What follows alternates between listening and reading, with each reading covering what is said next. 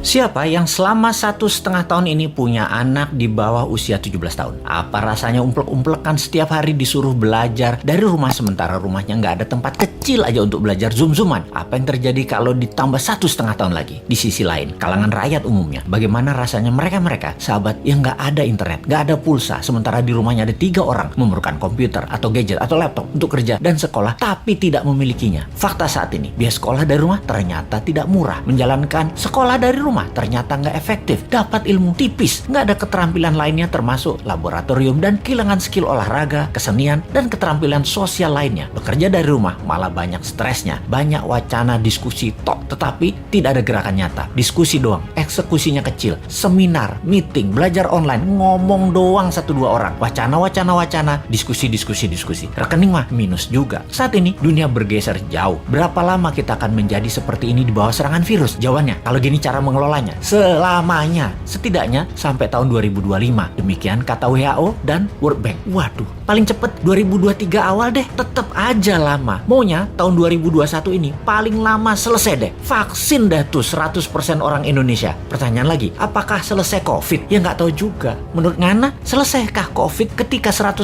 manusia Indonesia sudah divaksin? Jawabannya nggak tahu. Misalnya, manusia setelah divaksin, efeknya tingkat kematian dan fatality-nya menurun. Tetapi tetap bisa kena. Dimana kalau kena ya isolasi mandiri, katakan 10 hari. Setiap hari ada 30.000 orang bergantian bergiliran. Tiap hari ada 30.000. Karena 10 hari di isoman, maka yang dikurung hari itu adalah 300.000 orang per hari yang terkurung gantian sampai 100 juta orang. Gitu ya, 2 tahun itu bisa tercapai. Bisa lebih. Serem amat ya kalau ini terjadi. Untuk mencapai 60% populasi yang benar, ya bisa 2 tahun lagi, mungkin bisa 4 tahun lagi. Kalau hal ini terjadi, maka bukan hanya ekonomi yang ambiar, tetapi keterampilan sosial anak kita, keterampilan lainnya hilang. Bisa terjadi generation gap yang parah, di mana di tahun 2045, 24 tahun lagi, mereka usianya yang sekarang 10-20 tahun itu adalah mereka menjadi tulang punggung angkatan kerja dan usaha. Mereka, bayangkan, tidak punya keterampilan yang mumpuni. Maka angkatan yang usianya 50-70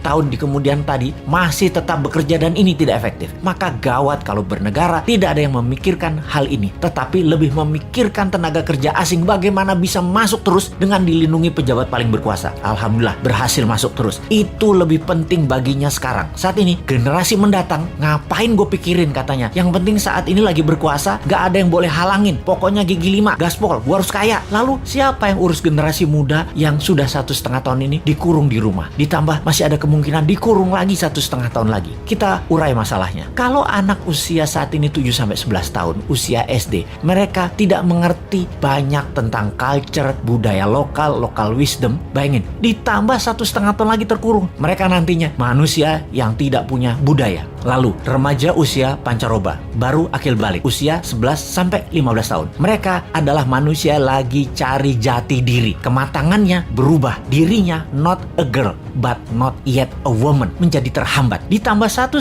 tahun lagi kejiwaan mereka, maka man atau woman tidak paham, tidak akan matang. Sulit menjadikan boy to man. Di usia 16-23 tahun, masa SMA dan kuliah, anak ini adalah masa kreatif dan puncak-puncaknya iseng dan puncak-puncaknya main di usia ini. Kesalahan-kesalahan kecil itu penting untuk modal nanti bersosialisasi di kemudian hari. Tidak banyak mereka bisa lakukan. Mereka masuk generasi yang hilang. Kalau ditambah 1,5 tahun lagi, sekolah mereka tak berketerampilan, tak ada kesempatan di laboratorium, di studio, praktek kerja, keilmuan jalanan atau street smartnya tidak ada. Hampir tidak mungkin membuat mereka berubah from man to gentleman. Ada 40% saat ini dari populasi Indonesia yang usianya saat ini 7-23 tahun. Yang 20 tahun lagi mereka merupakan tulang punggung keluarga, bangsa, negara. Jadi apa mereka ini nantinya? Ada yang mikirin pelindung nikel, mikirin. Yang pasang baliho jualan tahun 2024 itu mikirin. Yang menjabat sekarang mikirin. Kalau bosman, ada tuh bala muda walau kecil, kita berjuang.